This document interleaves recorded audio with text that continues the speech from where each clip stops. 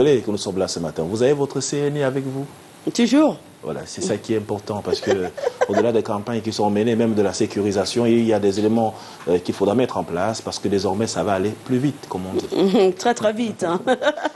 Allez, on va démarrer tout de suite avec la nouvelle expression. Et justement, on parle de la nouvelle expression ce matin qui revient sur la sécurisation de la carte nationale d'identité camerounaise à la faveur donc de tout ce qui a été fait et mis en place depuis quelques semaines déjà avec cette nouvelle entreprise qui va désormais œuvrer dans le cadre de la sécurisation de la nouvelle carte nationale d'identité camerounaise.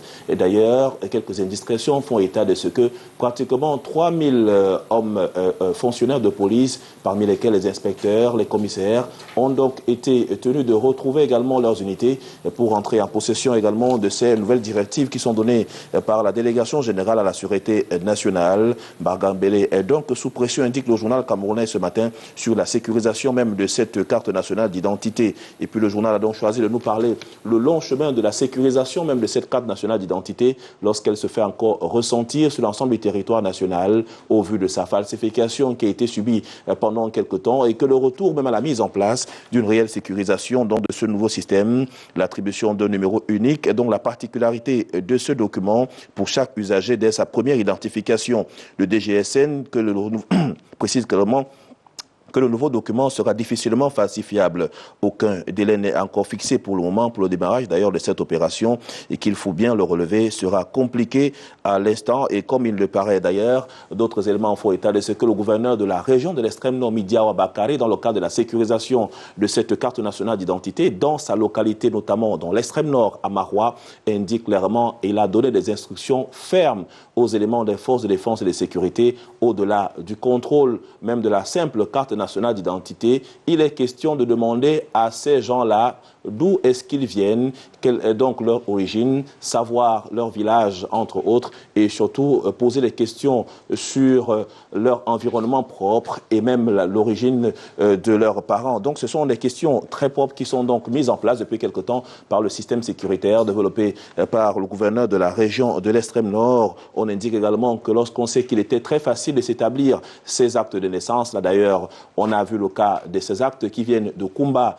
dans la région du nord-ouest Cameroun qui ont aidé à la mise en place réelle de quelques personnes qui sont allées là-bas se faire identifier même à travers ces actes qui n'étaient pas toujours de très bonne qualité d'ailleurs bien connus et qui sont donc l'objet de plusieurs protestations sur le terrain. Le journal parle également ce matin de la succession, donc autre succession ouverte pour l'honorable Françoise Foning qui s'en est allée au niveau de la commune d'arrondissement de Douala 5e à la faveur donc du renouvellement des organes de base et même de ces bureaux-là et quelques batailles. Le journal indique clairement que des hommes pour remplacer une femme, Françoise Foning, à la tête de la commune d'arrondissement, à la tête même de la section RDPC Voury 5. Les noms sont cités ce matin dans les colonnes du journal lorsque Françoise Foning avait tout simplement simplifié le poste de président de section OFRDPC pour s'imposer sur les hommes. On était donc là en 1996. Ceux-là même qui sont rentrés en position aujourd'hui pour penser remplacer Françoise Foning.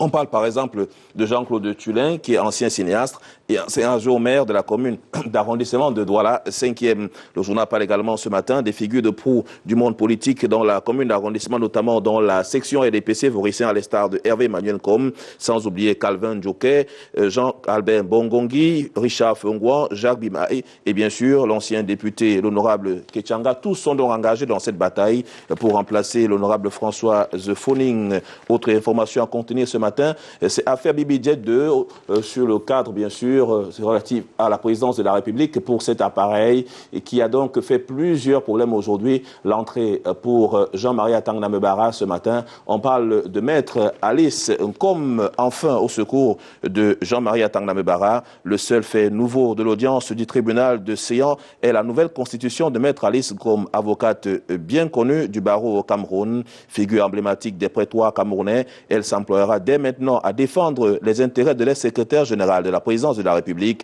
Ses anciens conseils, maître Assira Ngouté et Kani, ont jeté l'éponge en cours de procédure. Maître Assira d'ailleurs a évoqué entre autres que la validation par le tribunal de l'obstruction faite délibérément par le parquet général à la présence des témoins de la défense est injustifiable. La modification de la collégialité dans les premières semaines de 2015, bref, pour la défense sortante, le procès était gravement déséquilibré. On parle véritablement d'un tsunami sur le plan judiciaire, avec quelques révélations qui pourraient être faites par, bien sûr, cette avocate de Poigne, qui a donc demandé simplement le renvoi du procès, question pour elle de prendre un peu l'angle avec ces différents dossiers qui sont hautement sensibles pour la défense de l'ancien secrétaire général de la présidence de la République. Et puis l'écologie dans ce journal qui d'ailleurs nous annonce ce matin, depuis quelque temps il est connu, le directeur du stade Omnisport Amadou Ahidjo de Yaoundé est décédé des suites de maladies. Pourtant quelques témoignages font état de ce qu'on n'imaginait même pas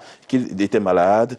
Désiré Ateba est décédé lundi dernier à Yaoundé des suites donc de maladies, indique également le journal dans sa livraison de ce matin.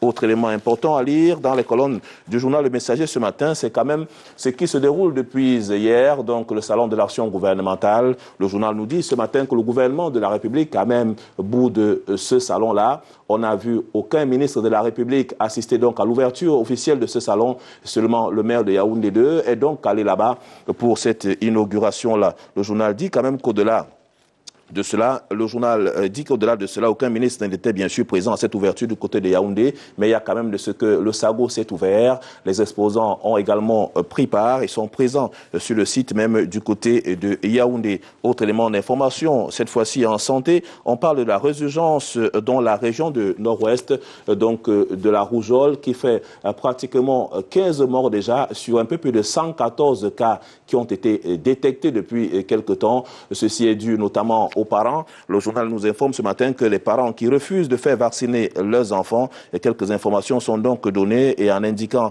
qu'une attitude qui a pour conséquence la propagation de la maladie et la mise à mal de la campagne de riposte engagée pour circonscrire la contamination. D'ailleurs, à la déclaration de cette épidémie de rougeole en juillet dernier, l'on enregistrait quelques 106 cas de rougeole notifiés dans 11 districts de santé de cette région contre 2 décès, lesquels s'accumulent pour bientôt dépasser le cap de 20. Il y a donc fort à faire. Le ministère de la Santé publique et même les pouvoirs publics du Cameroun sont donc interpellés pour une meilleure efficacité, meilleure synergie dans la lutte contre cette rougeole-là. Également, autre fait qui pourrait nous intéresser en culture dans ce journal, une terre d'accueil d'accès difficile, c'est à Lobessou, au départ donc de Ndokoti, pour aller un peu dans cette localité-là. Le journal nous plonge un peu dans le phénomène difficile des routes impraticables, en parlant donc de ce frein pour l'essor économique et bien sûr une véritable zone à risque. La parole est donnée donc ce matin à Ezekiel Ndoubé Djabéa, c'est donc un notable à la chefferie traditionnelle du village de Lobessou. Ce fonctionnaire à la retraite lève donc le voile sur cette localité qui accueille dans la paix de nombreux Camerounais venant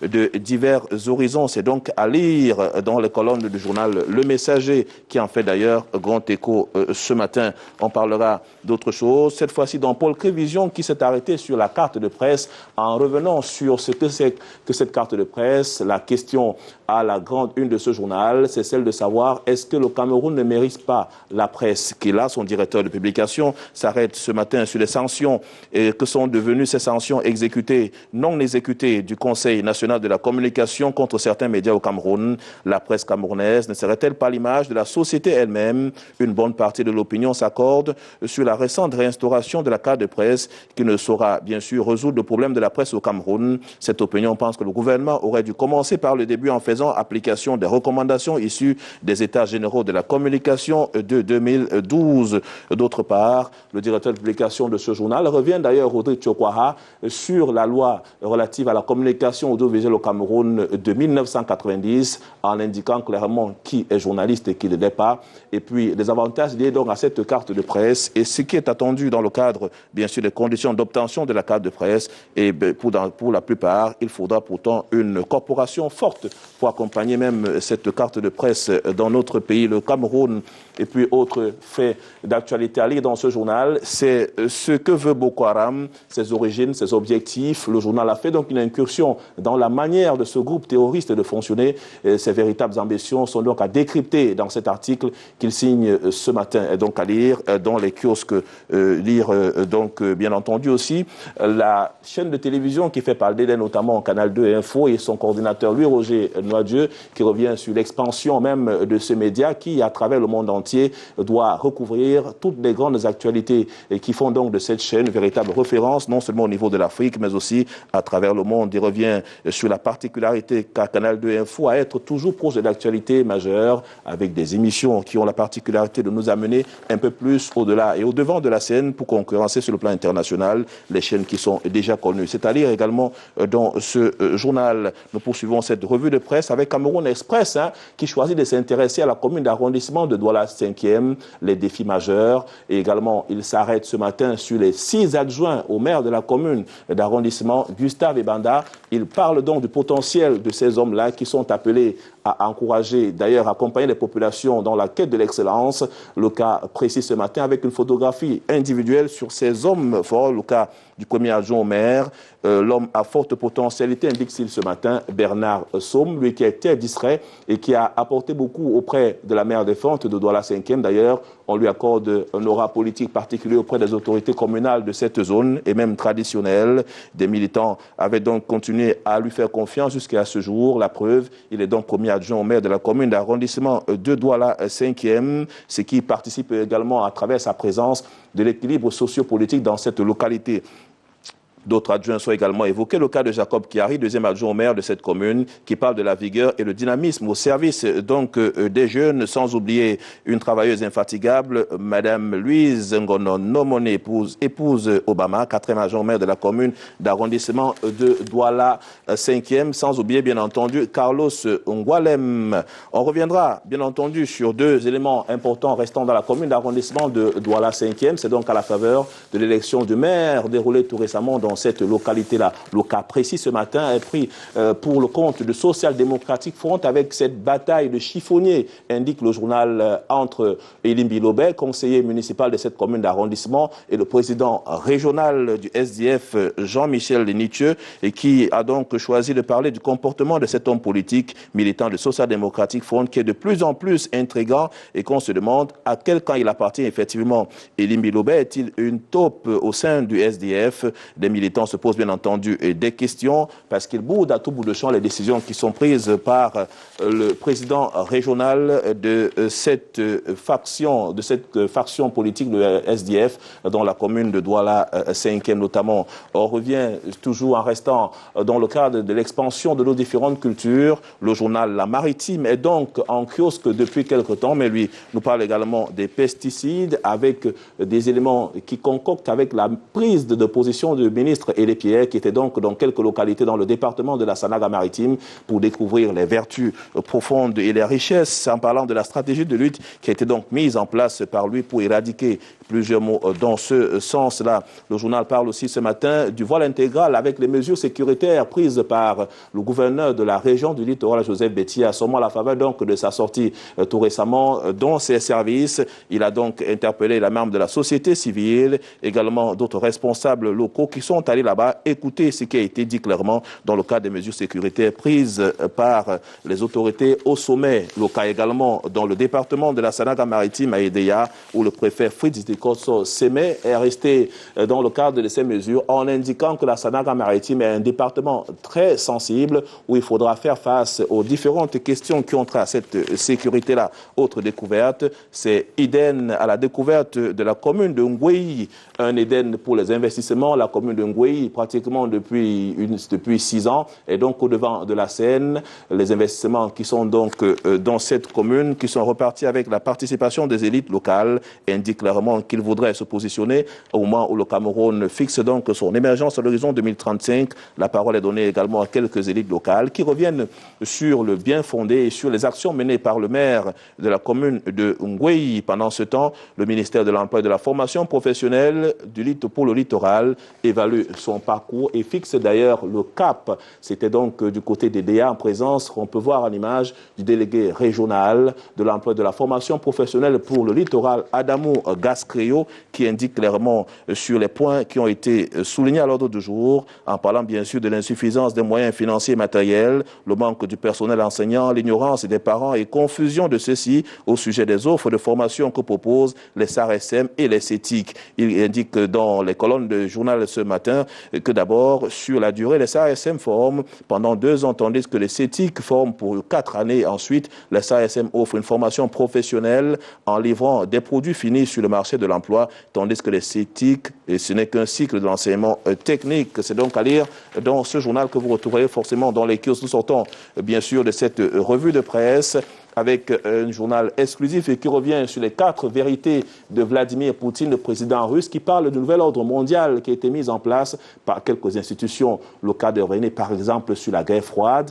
à la faveur donc du forum tenu tout récemment à Moscou. C'est en Suisse où plusieurs dirigeants du monde ont pris part à ce grand forum-là. Certains des partenaires ont d'ailleurs l'illusion que l'ordre du monde créé après la Seconde Guerre mondiale, incluant une puissance mondiale telle que l'Union soviétique, n'existait plus. Ce sont donc des conflits locaux qui provoquent une guerre froide, mais les décisions mondiales, comme le retrait des États-Unis du traité de la défense antimissile, c'est une étape qui nous pousse, d'après le président Poutine, vers une nouvelle spirale de la course aux armements, car il change le système de sécurité dans le monde. Donc ces 4 vérités sont perceptibles et même à lire dans le journal Horizon Nouveau qui est dans les kiosques. D'ailleurs, on pourra lire cette interview qui a donc été accordée au président Poutine à travers quelques représentants là-bas de la presse internationale qui nous permettra également de comprendre davantage autre chose. C'est donc les actions missionnaires de Monseigneur Joseph Atanga avec bien sûr quelques élites,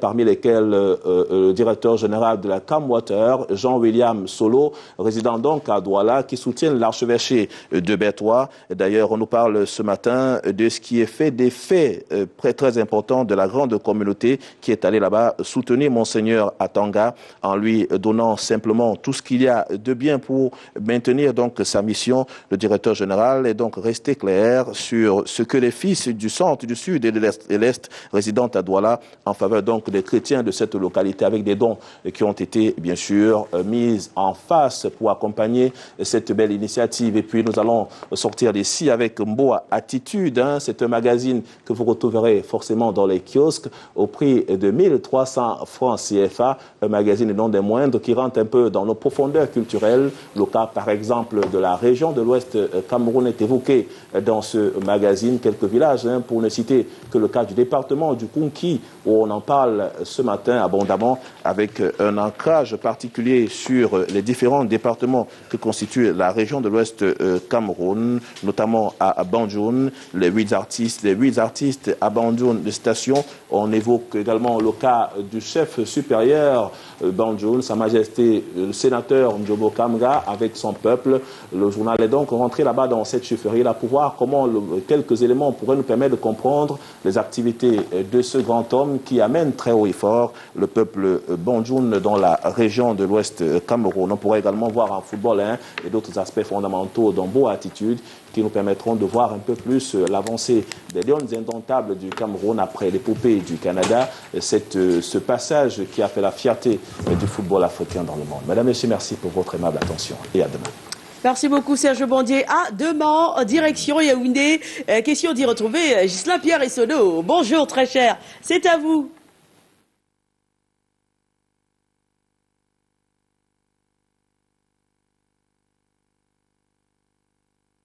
Soflan, bonjour Douala, bonjour Serge, bonjour les téléspectateurs d'ici et d'ailleurs. Bienvenue donc à Yaoundé, la capitale camerounaise de la santé publique au menu pour commencer ce matin ici même à Yaoundé. Et c'est la capitale camerounaise qui est désormais à la pointe selon Cameroun Tribune en kiosque ce matin. C'est naturellement à partir de l'inauguration à laquelle le Premier ministre chef du gouvernement a procédé hier s'agissant du centre des urgences de la capitale camerounaise.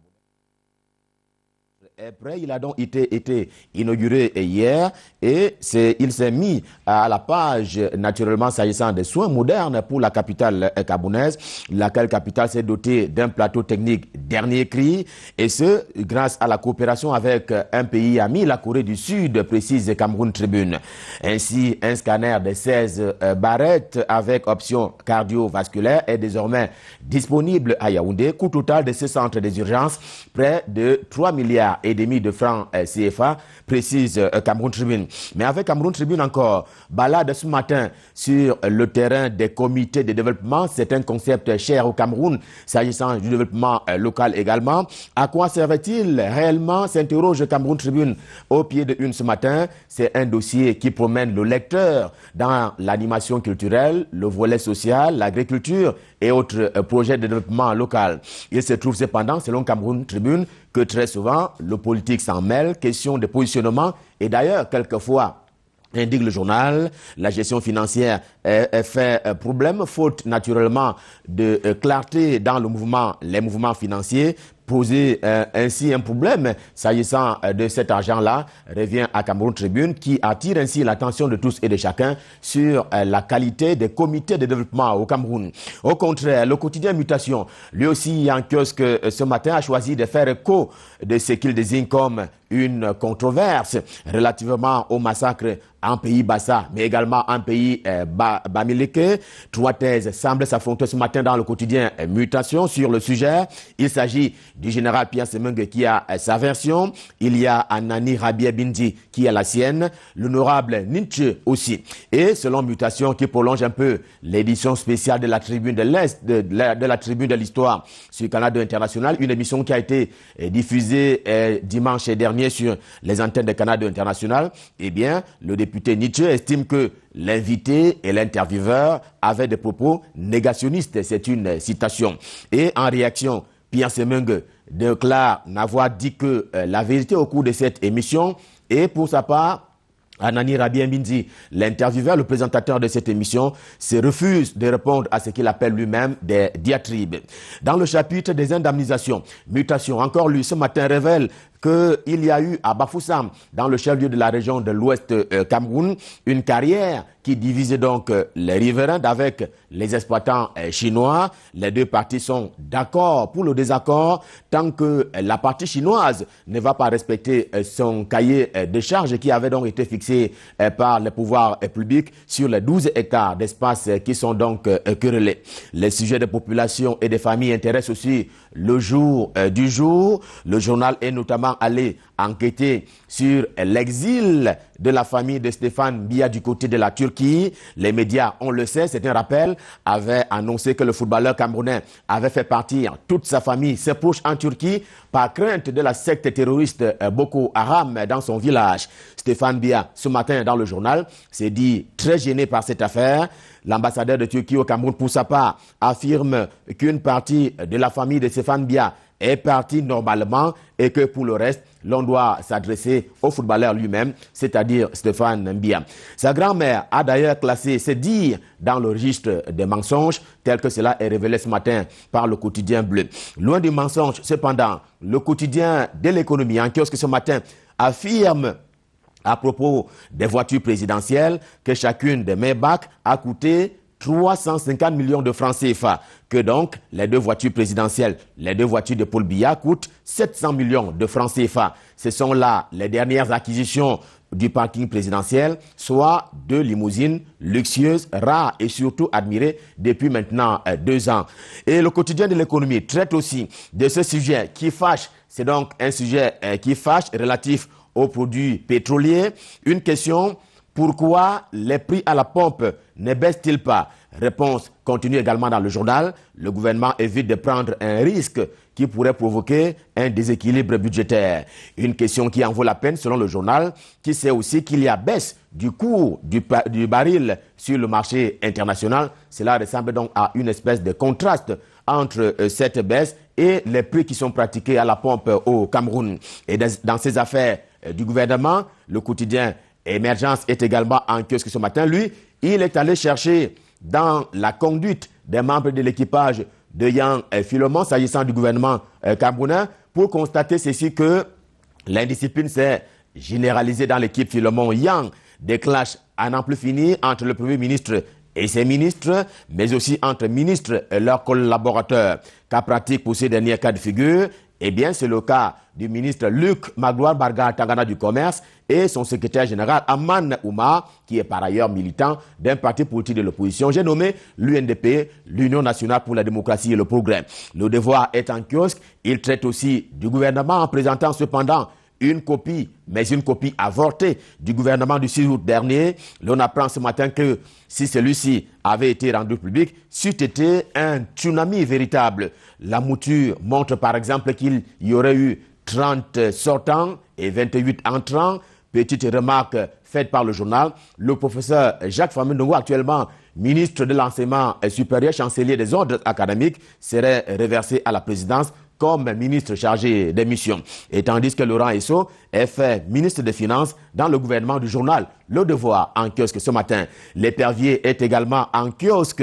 Il signe et persiste sur le cas de l'Agence des normes et de la qualité. Son enquête révèle une gestion financière pas vraiment catholique du directeur général, avec des chiffres qui sont avancés ce matin dans le journal L'Épervier. L'autre une qui fait parler d'elle au journal L'Épervier ce matin, c'est dans l'arrondissement de Yaoundé 2e, où la fillette qui avait disparu, on s'en souvient, à la briqueterie, a donc été simplement retrouvée. C'est donc une bonne nouvelle que révèle L'Épervier en kiosque ce matin. Et le journal nous dit à ce propos que le bourreau est hors d'état de nuire. Il est même gardé à la brigade de gendarmerie de Tinga, ici même à Yaoundé. Et comme il y a des fillettes, il y a des adultes aussi. Et c'est le cas du professeur Gervais Mendoza qui préoccupe le soir ce matin. Le journal décline les vraies raisons de l'incarcération de l'ancien directeur général de la CRTV, qui aurait dû, d'ailleurs, selon le journal, ne pas être arrêté. Et quelques années après, avec un autre hebdomadaire en kiosque ce matin, le Progrès Info, j'ai nommé, l'on constate toujours dans le dossier Mendoza, l'on constate qu'il y a plutôt polémique autour de sa libération. Et ce qui coince, selon le journal, s'agissant donc de l'éventuelle sortie du professeur Gervais Mendoza de la prison, c'est le fait précisément que la justice n'a même pas encore commencé à statuer sur son cas et sur le cas du milliard qui pèse sur lui comme probable motif d'inculpation. Et pour le Progrès Info, il y aurait eu mensonge dans cette affaire. Et Singan est également en kiosque, lui aussi parle des mensonges du gouvernement, mais cette fois-là au sujet de l'arbitrage de l'affaire CBC. Face au tribunal de la Banque mondiale, Yves-Michel Foto réclame donc 65 milliards de francs CFA à l'État camerounais pour expropriation de la CBC, et des réactions croisées qui sont publiées par le journal ce matin donnent la parole au professeur Mathias Eric Owunangini, qui appelle plutôt une négociation avec Yves-Michel Foto pour éviter ce qu'il appelle l'hémorragie. Même si le professeur Aboya Manassé, lui aussi interviewé par le journal Singan en kiosque ce matin, il voit plutôt une conciliation on ne peut plus difficile. La tribune de la forêt est aussi en kiosque ce matin. Pour elle donc, cette tribune, la psychose que sème la secte terroriste Boko Haram est une peur simplement bleue. Normal donc pour le journal que le chef de l'État soit parti pour un court séjour privé en Europe, et c'est normal que pendant qu'il y est, qu'il ait interdit des vacances et des congés aux membres du gouvernement, aux ministres précisément. Autre une de la tribune de la forêt en kiosque ce matin, c'est Brenda Anastasie Biya. Le journal appelle simplement à ne pas s'attaquer à ce qu'il appelle lui aussi l'innocence. Et sur la lutte contre Boko Haram encore, le Point Hebdo, l'hebdomadaire Le Point Hebdo évoque une haute trahison en dénonçant ce qu'il croit savoir comme faisant partie de ces personnes qui ont trahi le chef de l'État camerounais dans sa lutte contre la secte terroriste Boko Haram. Dans l'édition du jour, eh bien, ce sont les collaborateurs, certains du chef de l'État camerounais qui l'ont trahi, qui sont en vitrine. Donc, ils sont tantôt originaires du Sud, tantôt originaires du Nord Cameroun. Et ce sont ceux-là qui ont fait allégeance à l'Occident pour des fins simplement pouvoiristes. Question donc de prendre le fauteuil présidentiel du côté d'Etoudi. Liste de ces pouvoiristes dans le journal, lequel journal renseigne par ailleurs et que l'opération Épervier redémarre dans 2 jours, c'est-à-dire vendredi prochain, et on assistera, indique le journal, à de grandes arrestations. Le jeune émissaire est en kiosque, il enfonce d'ailleurs le clou sur le cas de ces personnages et personnalités qui ont trahi le chef de l'État camerounais. Le journal veut dévisager ceux qui ont donc trahi le président de la République dans sa lutte contre le terrorisme. Et en tout cas, c'est ce qui fait la grande une du journal Le Jeune Émissaire. Info Tribune est également en kiosque. Il se félicite tout de même du degré 0 de la psychose. Eh bien, le problème est que les forces de défense camerounaises sont véritablement sur le qui-vive. C'est bien aussi parce que les populations les y accompagnent, mais c'est un appel que formule le journal Info Tribune en kiosque ce matin. Il faut naturellement que les populations restent vigilantes. On termine ce matin avec le quotidien camerounais, l'unique quotidien camerounais d'expression anglaise, The Guardian Post en kiosque ce matin, avec cette exclusivité. Bamenda Government Delegate exploded on bad state of roads. Le délégué du gouvernement, pour ainsi le dire, le délégué du gouvernement auprès de la communauté urbaine de Bamenda a simplement révélé, par exemple, que la route Mbouda-Bamenda, que cette route déjà en piteux état ne pourra pas survivre à la prochaine saison de pluie. Et plus que cela, c'est pratiquement un SOS que lance le délégué du gouvernement auprès de la communauté urbaine de Bamenda dans le quotidien camerounais d'expression anglaise, The Guardian Post en kiosque ce matin. Nous avons fait allusion à ce quotidien au même titre que toutes les autres publications à nous parvenues. Revue de presse Made in Yaoundé, Stop Fin. On vous renvoie l'antenne sur France pour la suite et la fin de Canal Matin. Rendez-vous étant pris pour demain avec le même plaisir, pour le même exercice. C'est à vous Soflane, c'est à vous Douala.